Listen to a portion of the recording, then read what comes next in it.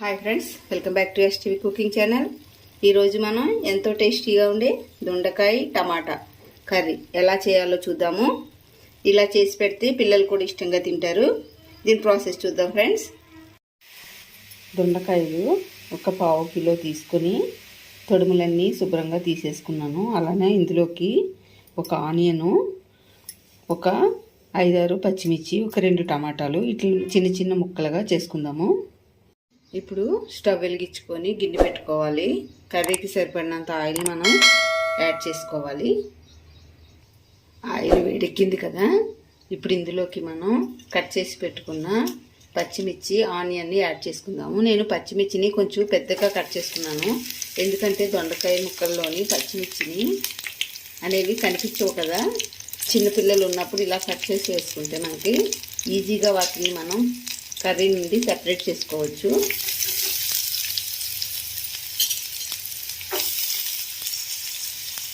ఇవి మంచిగా కలర్ వచ్చేంత వరకు వేయించుకోవాలి. ఇలా ఆనియన్, పచ్చిమిర్చి వేగేటప్పుడే మనం కొంచెం పసుపుని యాడ్ చేద్దాము. పసుపు అనేది యాడ్ చేసుకోవడం వల్ల ఆనియన్ అనేది తొందరగా ఫ్రై అవుతుంది.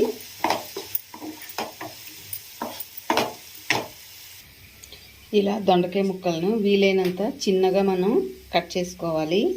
ఇలా చేసుకోవడం వల్ల పిల్లలకి అన్నంలో కలిపిచ్చేస్తే దొండకాయ ముక్కలను కూడా ఈజీగా తినేస్తారు. పెద్ద పెద్దగా ఉంటే కనుక కొంతమంది పిల్లలు ఇష్టపడకుండా తీసి పక్కకు పెడతారు కదా. ఆనియన్ అనేది మంచిగా ఫ్రై అయింది కదా, ఇప్పుడు ఇందులోకి మనం కట్ చేసి పెట్టుకున్న దొండకాయ ముక్కలను కూడా యాడ్ చేసుకుందాము. ఇది ఆయిల్లో ఎంత మంచిగా ఫ్రై అయితే కర్రీ అనేది అంత బాగుంటుంది. మంచిగా నిదానంగా సిమ్లో పెట్టుకొని ప్రాసెస్ మొత్తం చేసుకోవాలి, ఇది ఫ్రై అయ్యేంత వరకు కూడా.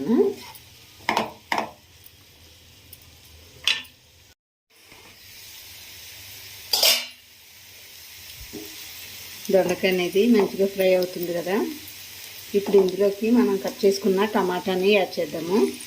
ఈ టమాటా కొంచెం సాఫ్ట్ అయిన తర్వాత మనం సాల్ట్ అవి యాడ్ చేద్దాము.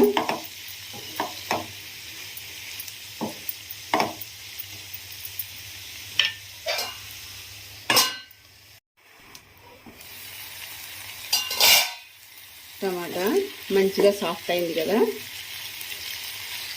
ఇప్పుడు ఇందులోకి మనం 1 టేబుల్ స్పూన్ వరకు ధనియాల పౌడరు,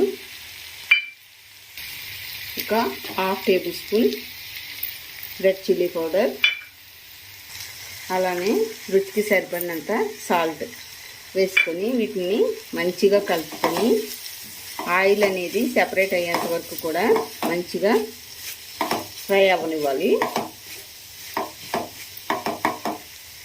ఇలా మొత్తం అంతా కూడా ఒకసారి కలుపుకొని మూత పెట్టుకొని మంచిగా మగ్గనివ్వాలి.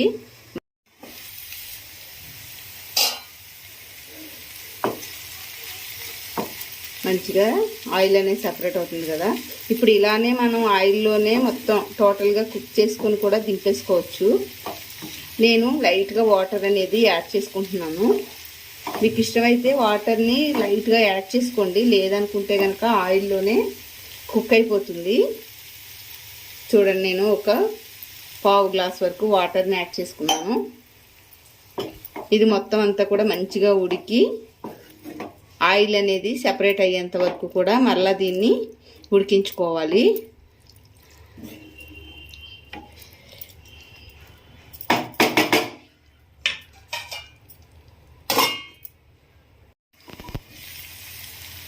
చూస్తారు కదా, ఆయిల్ అనేది మంచిగా ఎలా సెపరేట్ అయిపోయిందో.